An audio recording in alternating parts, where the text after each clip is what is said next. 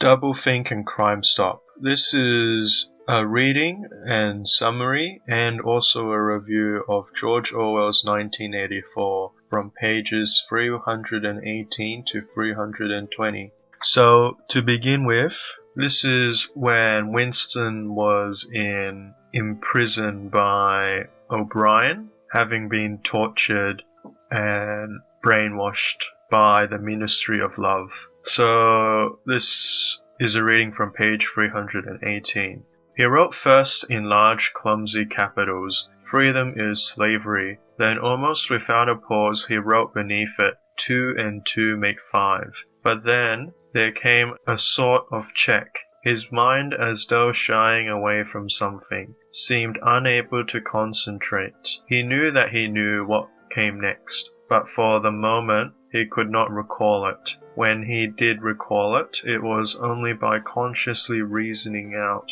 what it must be. It did not come of its own accord. He wrote, "God is power." When governments and authority figures tell you to believe in contradictory and illogical statements, it is a barometer, I believe, wherein lies the freedom of nations. If you cannot question the authorities, they can mandate and enforce the most illogical policies, which are designed to retain their own control, to preserve power, and be as if gods. Thus, it is necessary for a robust and healthy society to question and ask whether things make sense, whether they are logical, ultimately whether they are correct and right.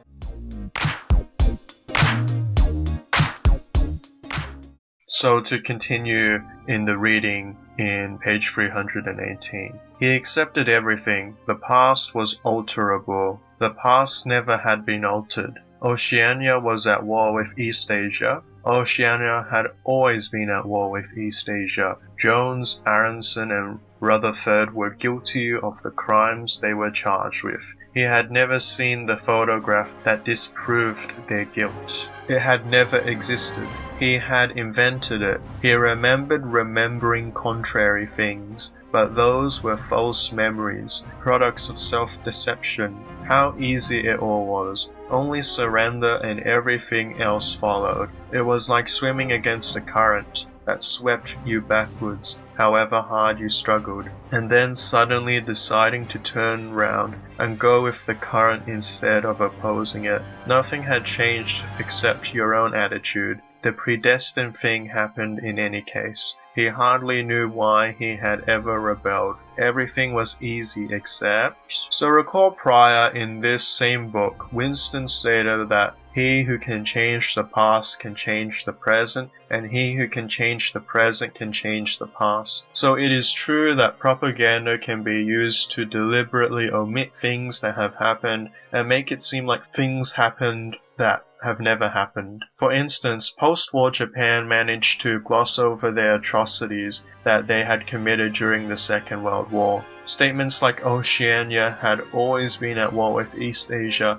are easy to disprove just by the facts of history, for in the 1984 timeline, they had just been at war with Eurasia, but no one would know when all the facts and documents have been edited. In a similar vein, most believe that the Middle East has always been chaotic. This is just not necessarily the case, since there was one point in history when the Middle East was the center of civilizations and the flourishing of empires, because it is where the Fertile Crescent and the birth of agriculture took place. History as well as logic are important in not repeating the mistakes of the past, but also testing the leaders of today. For in the case of Winston and his surrender to the party, this would mean the death of history, science, facts, and logic, and thus lead to the deep, dark hole of totalising control, of which there is no way out.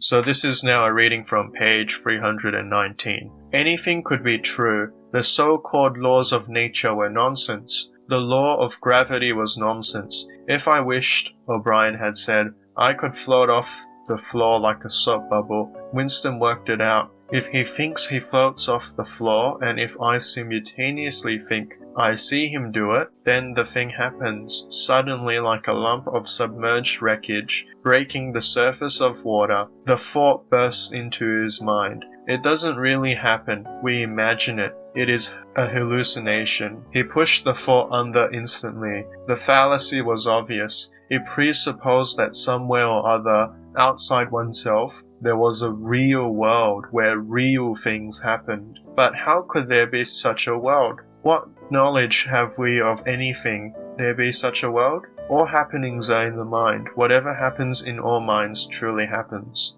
As I mentioned in a prior video, when you doubt everything and the realness of reality, this leads to an acceptance that anything could be true. It leads to the direct death of objectivity, and an objective world is no longer possible. All understanding breaks down, and only the mighty are in charge to enforce whatever will they want on others. Denying reality can lead either to solipsism, of just believing yourself to exist, or nihilism, believing that there is ultimately no meaning. Either way, both are illogical systems because humans are designed to be meaningful and to be together with other conscious living agents. Removing logic would mean believing in fanciful notions like relativism, postmodernism, and the rejection of objectivity, which is directly self-defeating. For example, statements like truth is relative is itself an absolute statement claiming to know what truth absolutely is,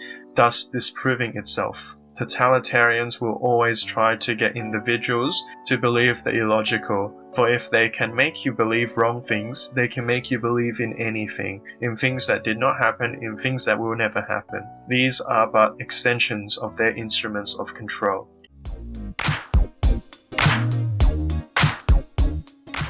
He had no difficulty in disposing of the fallacy, and he was in no danger of succumbing to it. He realized nevertheless that it ought never to have occurred to him. The mind should develop a blind spot whenever a dangerous thought presents itself. The process should be automatic, instinctive. Crimestop, they called it in Newspeak.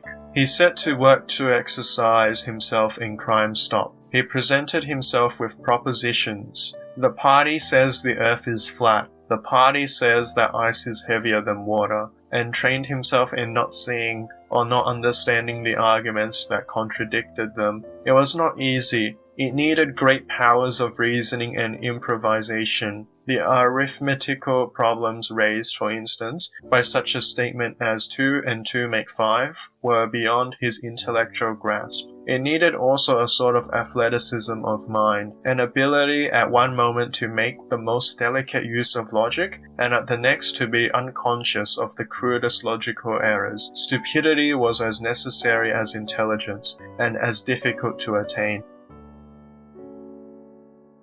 Crimestop, or a process of self-monitoring and self-surveillance, is at the end of the day the best form of surveillance for authoritarian societies. It is similar to when most East German citizens became informants for the Stasi, except Crimestop is even better than this because it is the individuals themselves who try to stop the problem from happening, to try and stop the thoughts from coming out, and not just the neighbors and family members spying on each other. It is a form of self-censorship, something that even happens in supposedly free societies, whether it be through social media and their ubiquitous hate speech laws, or in the contracts, relationships, and kinship bonds that we have with one another and prevent us from actually speaking our own mind. Censorship, whether enforced by ourselves or others, will always be an athleticism of mind, because it creates two opposing trains of thought, two dialectical ways of perceiving the world,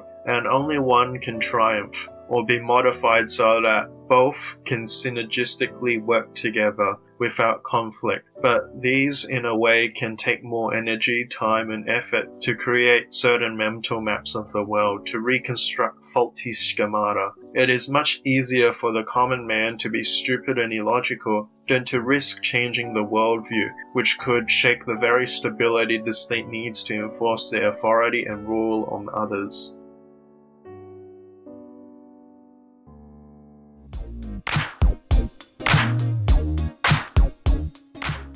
All the while, with one part of his mind, he wondered how soon they would shoot him. Everything depends on yourself, O'Brien had said, but he knew that there was no conscious act by which he could bring it nearer. So whence lies the problem? Do you want to be free or do you want to live? The authoritarian states will try as much as possible, even to the point of ending your life and those around you, to maintain their power. For example, North Korea can send whole generations, 3 generations of people to concentration camps for a crime that their ancestors had allegedly committed. If you want to be free or live, you need to remember that the choice remains in your hands, and that everything depends on yourself. Even your sanity, your freedom, and your life will depend on the decisions that you make or fail to make. Decisions that have flow-on effects, that help to maintain the status quo and authority, or to break it.